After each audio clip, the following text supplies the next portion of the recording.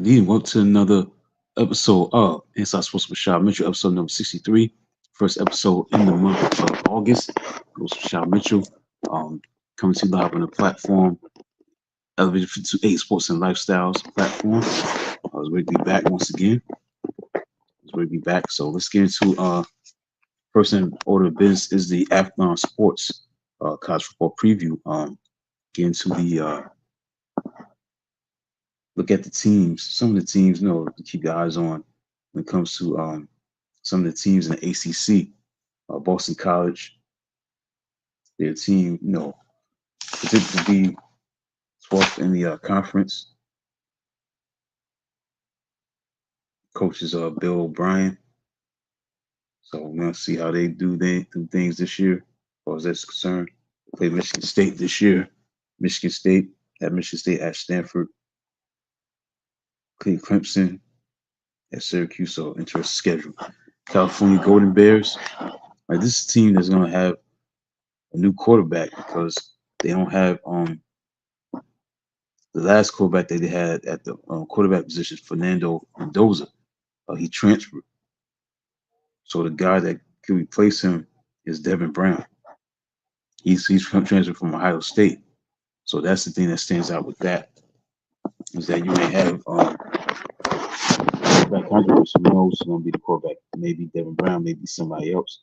Jerron Kiwi, Saga Telly could be starting quarterback.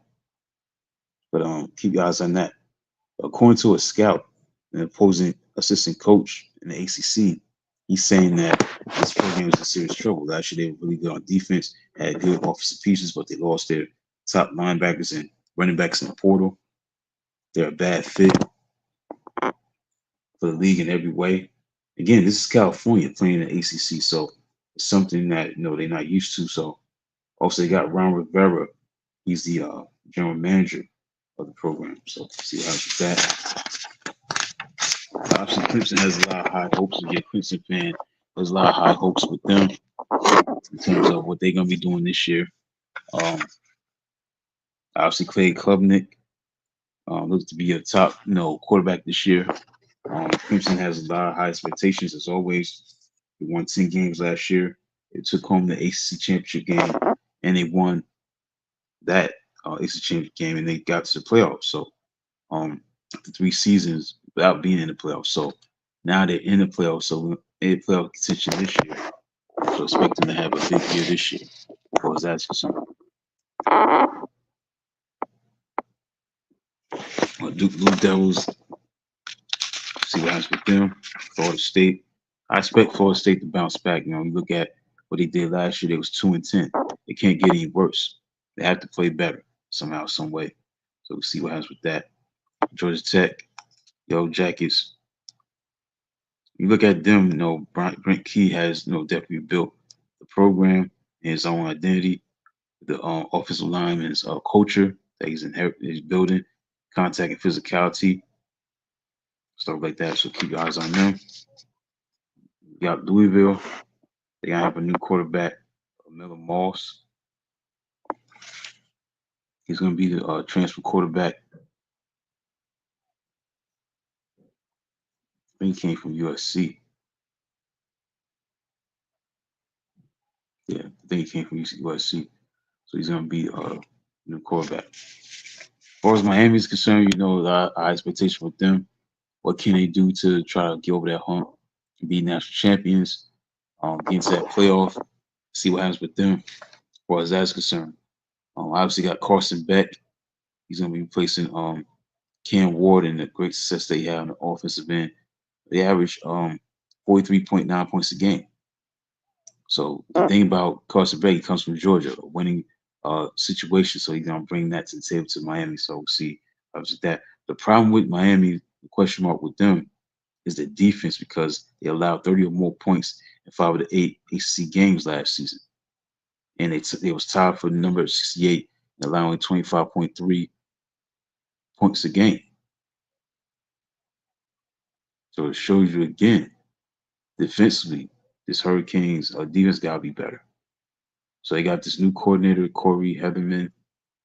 who's attacking 4-2-5 defense, actually helped Minnesota wings with them field the nation's number 5 ranked total defense. So that's something that's a plus. The Hurricanes defense obviously got the personnel to match it.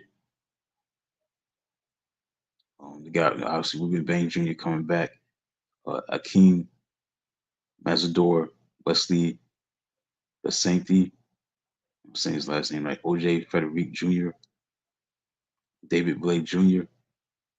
So we see what happens, how they do.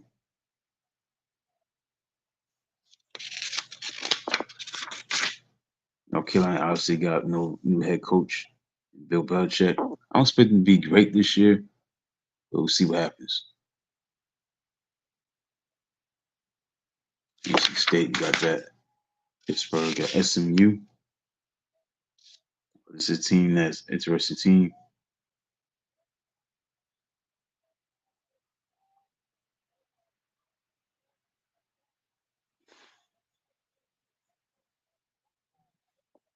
See what they do this year.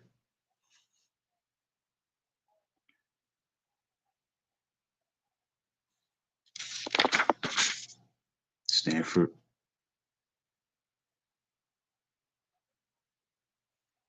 Obviously got Syracuse.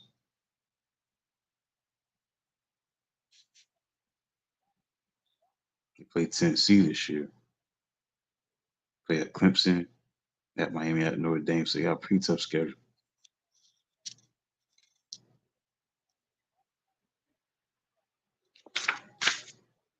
You got Virginia Tech.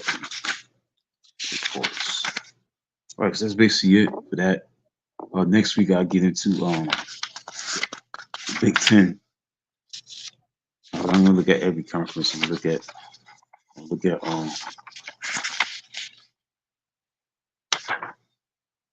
Big Ten.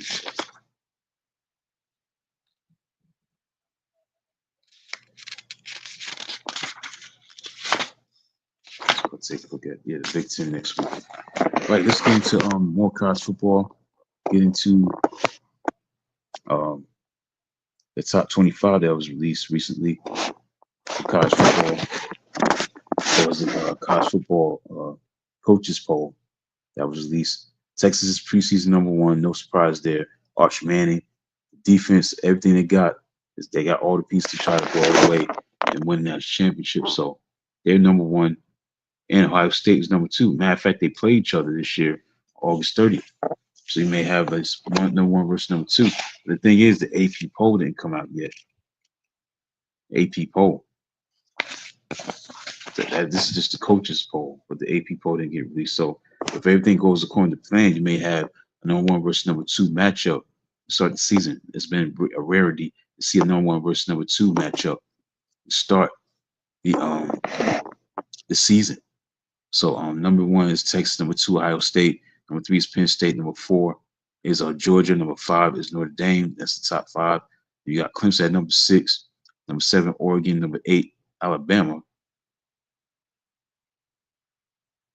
#9 LSU, #10 Miami, Arizona State #11, #12 Illinois, #13 South Carolina, 14 is Michigan, Mississippi's 15, SMU 16, Florida 17, Tennessee 18, Indiana 19, Kansas State 20, 21 is Iowa State.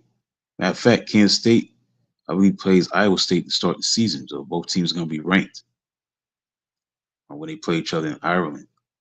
Texas A&M is #21 as well. They tied for #21 with Iowa State. BYU, #23. Texas Tech is 24. Boise State, #25. So let's check the schedule. The season starts on August 23rd. Let's look at the schedule. Yeah, Iowa State plays Kansas State. So both teams are going to be ranked and they play each other. Because going to the coaches poll, they're ranked 20 and 21. Kansas State is #20. #21 is Iowa State. So we'll see what happens. Teams that are not ranked in the top 25, Oklahoma's not ranked. Notable team programs are not ranked. Look at the Blue Bloods like Oklahoma, USC. They're not ranked in the top 25. Florida State is not ranked in the top 25. I think they're blue blood, but Colorado is not ranked. I'm not surprised because again they lost to Dor Sanders and they lost obviously the Heisman Trophy winner in Travis Hunter. It's asking a lot for Deion Sanders' coach team to bounce back and be just as good. So they're not going to be ranked to start the season. See what happens in the AP poll when that comes out. But right now they're not ranked. Nebraska's not ranked. Teams like that not ranked.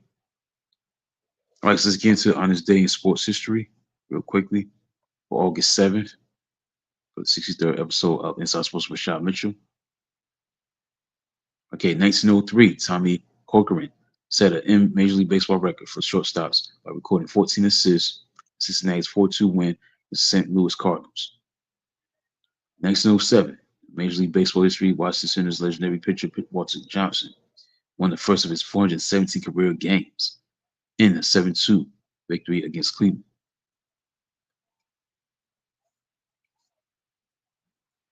1929, New York Yankees slugger Babe Ruth tied Major League Baseball's record, hitting grand slams in consecutive games for the second time, a 13-1 win against the Philadelphia Athletics. 1936, on August 7th, 22 nations lined up as the first basketball competition in the Olympic Games begins in Berlin. Estonia beat France 34-29 in the first game.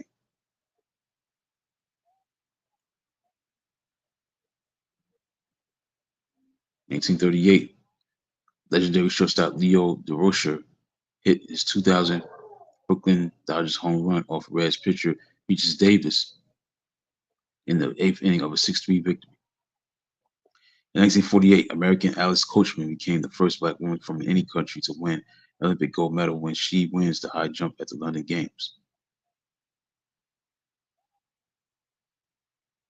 1954, August 7th, Englishman Roger Bannister beat Australia's John Landy in the mile at the Empire Games in Vancouver, the first time two men run a sub 4-minute mile in the same race. Satchel Paige, at age 51, in 1956 on August 7th, won a game before the largest crowd in minor league history, 57,000 at Miami's Orange Bowl, International League, Marlins 6-2 versus Columbus Jets. 1964, August 7th, the 31st NFL Chicago College All-Star Game at Soldier Field, Chicago 28 over the All-Stars 17, 65,000.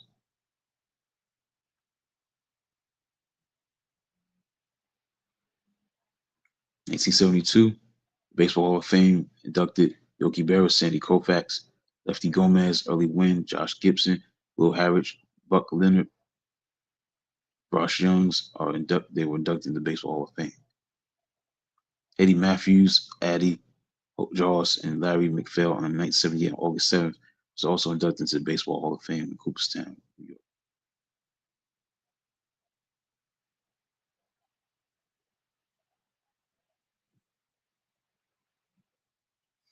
In 1992, the San Francisco Giants announced the sale of the Major League Baseball franchise to a group of Tampa Bay investors, but the move was blocked by other investors.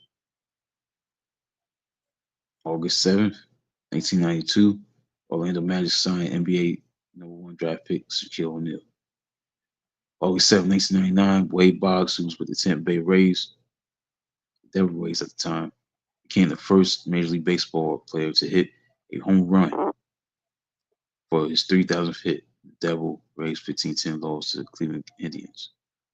In 2000, Jerry West retired as a former star player, executive of Vice President of Basketball Operations. Jerry West named Mitch Kupchak to succeed him.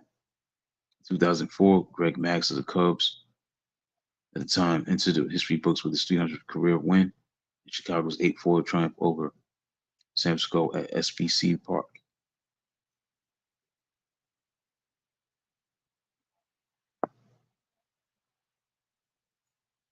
August 7th, Jerry Rice, Emmitt Smith, John Randall, Russ Grimm, Ricky Jackson, Floyd Little, and Dick LeBeau was inducted into the Pro Football Hall of Fame on August 7, 2010.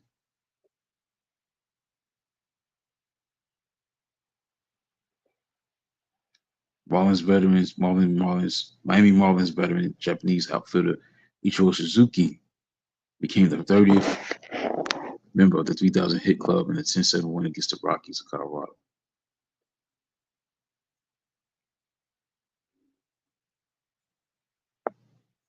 All right, so that's it, man. The week that was on this day in sports history. That's it on this day in sports history, August 7th. So that's it for episode number 63. Be on the lookout. Check out the recent article that I've written on 85280sports.com. It's about the 1975 Cincinnati Reds, 85280sports.com. Go to that website. Currently, the latest article is about the 1975 Cincinnati Reds. That's the team that won the championship as they beat the Boston Red Sox. So check that out. It's on the website, 85280sports.com. 1975 Cincinnati Reds. So check that out. That's it for the show, man. Be back next week. I'll preview the Big Ten Conference for the Athlone College Football Preview. To build on that. Definitely on this day in sports history and maybe some other content. That's it, man. That's it for tonight. Thanks for tuning in. Till then, talk to you next week.